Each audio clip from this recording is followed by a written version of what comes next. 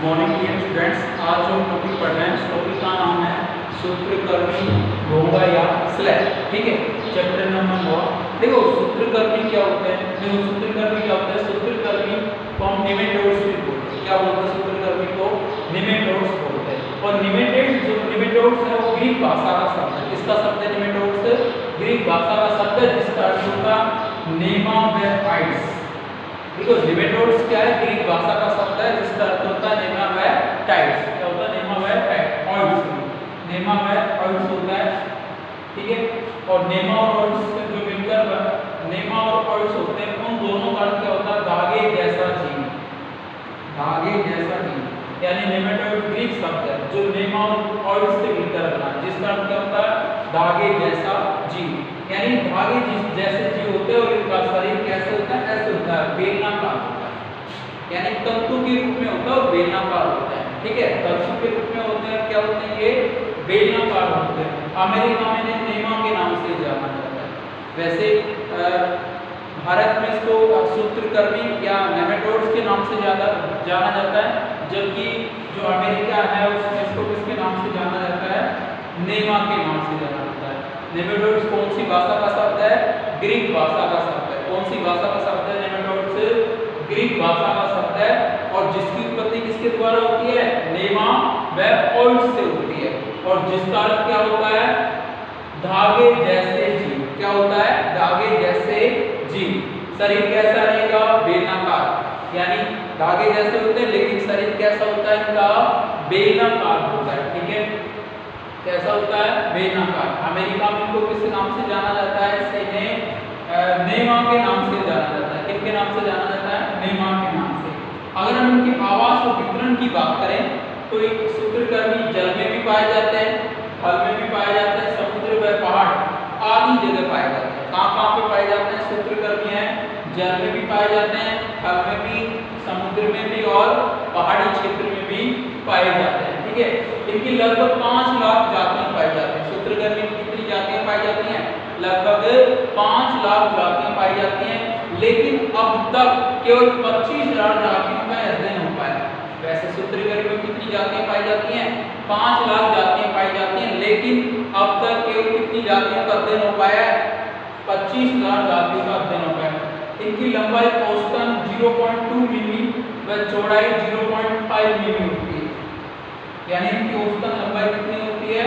0.2 मिमी व चौड़ाई होती है 0.5 मिमी।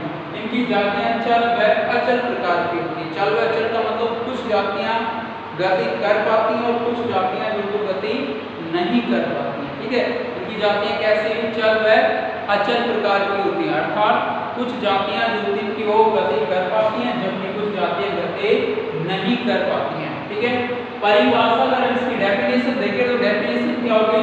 त्रिस्तरीय द्विपाल सममित बहुकोष्ठीय खंडहीन कूटहीन व एकशरीर कृमि रूपी जीव।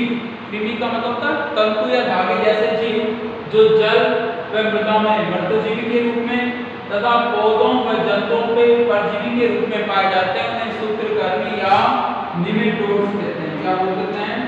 सूत्रकर्मी या निमेटोड्स कहते हैं। त्रिस्तरीय द्विपार्श्व सममित बहुकोष्ठीय खंडहीन कूटहीन एकशरीर कृमि रूपी जीव जो जल व मृदा में मृतजीवी पौधों व जंतुओं पर परजीवी के रूप में पाए जाते हैं। उन्हें क्या बोल देते हैं? सूत्रकर्मी। क्या कहते हैं? उन्हें सूत्रकर्मी कहते हैं। त्रिस्तरीय का मतलब हमने लास्ट क्लास में पढ़ा था एक बार कि त्रि देखो जीवों को भूर्णी वर्णों के आधार पर 2 भागों में बांटा गया है, द्विकोरिक या द्विस्तरीय और त्रिकोरिक या त्रिस्तरीय।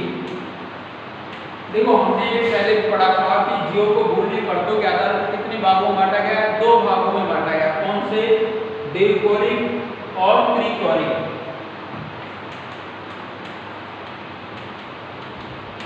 देखो जैसे वे जंतु जिनमें एक्टोडर्म व एंडोडर्म भूर्णी परतें पाई जाती हैं उनको क्या बोलते हैं?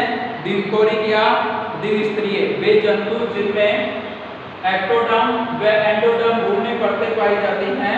कंप्यूटर, ठीक है, वे जंतु जिनमें एक्टोडर्म व एंडोडर्म भूमि परतें पाई जाती हैं उनको क्या बोलते हैं? द्विकोरिक, जैसे स्लेट्रेटम। और वे जंतु जिनमें एक्टोडर्म, मेसोडर्म व एंडोडर्म भूमि परतें पाई जाती है उन्हें क्या बोल देते हैं? त्रिकोरिक या त्रिस्तरीय जंतु। वे जंतु जिनमें क्या पाई जाती हैं? एक्टोडर्म, मेसोडर्म व एंडोडर्म भूमि परतें पाई जाती है उन्हें त्रिस्तरीय या त्रिकोरिक जंतु। जैसे द्विकोरिक में 2 रहेंगी, त्रिकोरिक में कितने रहेंगे? 3 रहेंगी, ठीक है। कैसे होते हैं?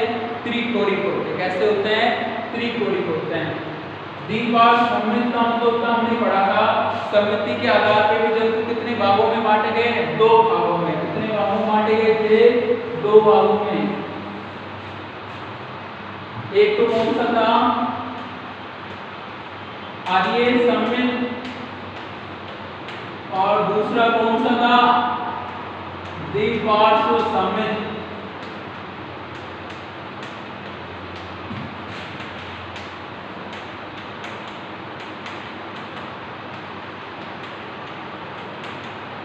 देखो आइए सममिति, देखो सममिति का मतलब समझते हैं। सममिति का मतलब क्या होता है? सममिति का मतलब होता है जब कोई, देखो जब कोई जंतु किसी विशेष तल से विभाजित हो जाता है तो उसे क्या बोलते हैं? सममिति। जब कोई जंतु किसी विशेष तल से विभाजित हो जाता है तो उसे क्या बोलते हैं? सममिति। और सममिति के आधार पर जंतु क्या है? 2 प्रकार की सममिति पाई जाती है, आर्य सममित होते हैं और द्विपार्श्व सममित होते हैं। जैसे तीनों फोरम आर्य और कैसे में कैसा है? द्विपार्श्व। आर्य का मतलब होता है जब कोई जंतु किसी भी तल से विभाजित होकर 2 बराबर भागों में बंट जाए।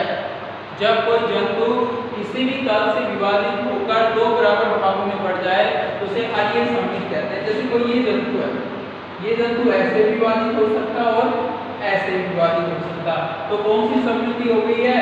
आर्य सममिति हो गई। कैसी हो गई है? आर्य सममिति हो गई है, ठीक है। और जब कोई जंतु केवल एक ही विशेष तल से विभाजित हो, जैसे ऐसे, तो उसे क्या बोलेंगे? द्विपार्श्व सममित। जब कोई जंतु केवल एक ही विशेष तल से विभाजित हो उसे क्या बोलेंगे? द्विपार्श्व सममित, ठीक है। आर्य सममिति में क्या होगा? जब कोई जंतु किसी भी तल से विभाजित होकर 2 बराबर भागों में बंट जाए तो उसे क्या बोलेंगे? आर्य सममित। ऐसे विभाजित हो सकता है ऐसे, लेकिन द्विपार्श्व सममिति में जीव केवल एक ही तल से विभाजित होता है, ठीक है। आगे बात करें, एक शब्द दे रखा है कूट हुए, एक शब्द दे रखा है कूट हुए। देखो एकस्थेरुक का मतलब होता है जिनमें पृष्ठरज्जु नहीं पाई जाती। वे जंतु जिनमें पृष्ठरज्जु नहीं पाई जाती है एकस्थेरुक, और जिन जंतुओं में पृष्ठरज्जु पाई जाती है वो क्या बोलते हैं? कशेरुक। क्या बोलते हैं? कशेरुक। एक शब्द है कूट हुए, ये भी हमने पहले पढ़ा था कि प्रगुहा के आधार पर जंतु जो होते हैं उनको 3 भागों में बांटा गया। इसके आधार पर प्रगुहा के आधार पर जंतु को 3 भागों में, एक होते हैं जिसको बोलते हैं प्रगुहे, दूसरा है कूटहुए और तीसरा है अगुहे, ठीक है। प्रगुहा का मतलब समझते हैं, वह गुहा जो देह भित्ति व आहार नाल के मध्य पाई जाती है। वह गुहा जो किसके बीच में? देह भित्ति व आहार नाल के मध्य पाई जाती है, उसे क्या बोल देते हैं? प्रगुहा। अर्थात प्रगुहा देह भित्ति व आहार नाल के बीच में पाई जाती है, ठीक है। प्रगुहा का आधार पर जंतु कितने प्रकार के हो गए? 3 प्रकार के।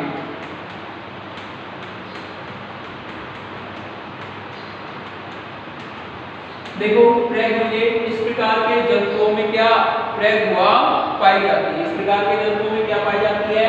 प्रगुहा पाई जाती है। जैसे कशेरुक हुए, यानी इस प्रकार के जंतुओं में कम विकसित प्रकार की, इस प्रकार के जंतुओं में कम विकसित प्रकार की प्रगुहा पाई जाती है। अगुहे का कूटहुए का उदाहरण क्या है? एस्के हेलमिंथिस। कूटहुए का उदाहरण क्या है?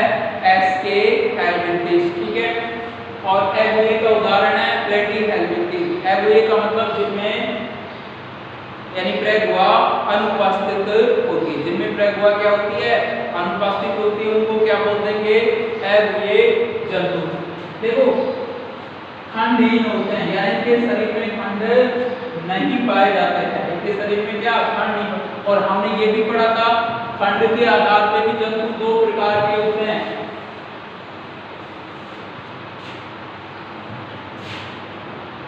वास्तविक खंडीभवन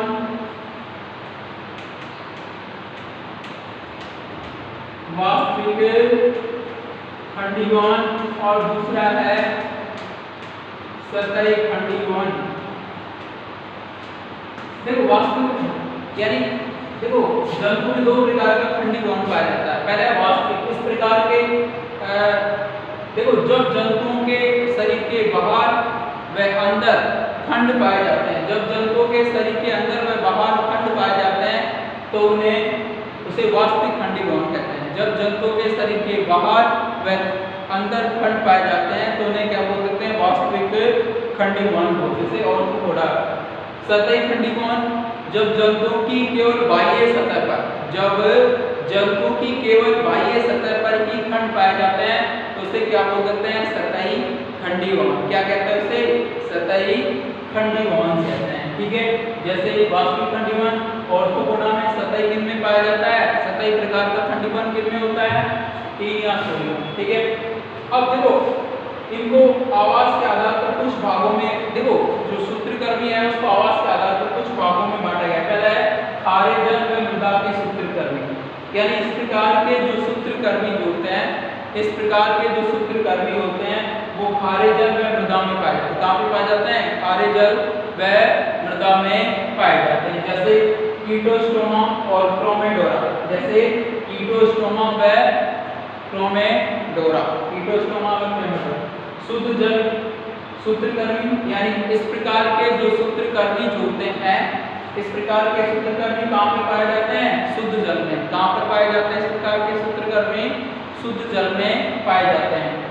जैविक परिचायक शुद्ध सूत्रकृमि का उदाहरण है निगोलेमस। क्या है, निगोलेमस। जैविक परिचायक, इस प्रकार के जो सूत्रकृमि होते हैं क्या विशेषता होती है, इस प्रकार के सूत्रकृमियों की विशेषता होती है कि ये जल प्रदूषण और वायु प्रदूषण की सूचना देते हैं। इस प्रकार के सूत्रकृमि किसकी सूचना देते हैं, जल प्रदूषण व वायु प्रदूषण की सूचना देते हैं। जैसे रेडिवायरस, कौन सा सूत्रकृमि, रेडिवायरस। मानव परजीवी सूत्रकृमि, इस प्रकार के जो सूत्रकृमि होते हैं वो मानव पर परजीवी के रूप में अपना जीवन यापन करते हैं, यानी इस प्रकार के सूत्रकृमि मानव पर पाए जाते हैं। किस पर पाए जाते हैं, ये मानव पर पाए जाते हैं। जैविक नियंत्रण सूत्रकृमि, इस प्रकार के जो सूत्रकृमि हैं इनका उपयोग, इस प्रकार के सूत्रकृमियों का उपयोग हानिकारक जीवों के नियंत्रण में होता है। किसके नियंत्रण में होता है, हानिकारक जीवों के नियंत्रण में होता है। ठीक है, जैसे फोटोरिप्टर्स है। पादप परजीवी, इस प्रकार के जो सूक्ष्म जीव होते हैं वो पादपों से अपना पोषण लेते हैं, अर्थात पादपों पर परजीवी के रूप में पाए जाते हैं। जैसे एंगुइना। उपपरजीवी, इस प्रकार के जो परजीवी जो होते हैं, इस प्रकार के जो परजीवी पादप व जंतु दोनों की सतह पर पाए जा सकते हैं, पादप व जंतु दोनों। जैसे हैप्लोलेमस। ठीक है, ये तो क्या है, सूत्रकृमि का वर्गीकरण है। किसके आधार पर, सूत्रकृमि का वर्गीकरण किसके आधार पर है, ये आवास के आधार पर। यानी जो सूत्रकृमि जो होते हैं वो क्या हैं, अलग अलग आवास में पाए जाते हैं। अलग अलग सूत्रकृमि कहाँ पर, अलग अलग आवास में पाए जाते हैं। ठीक है।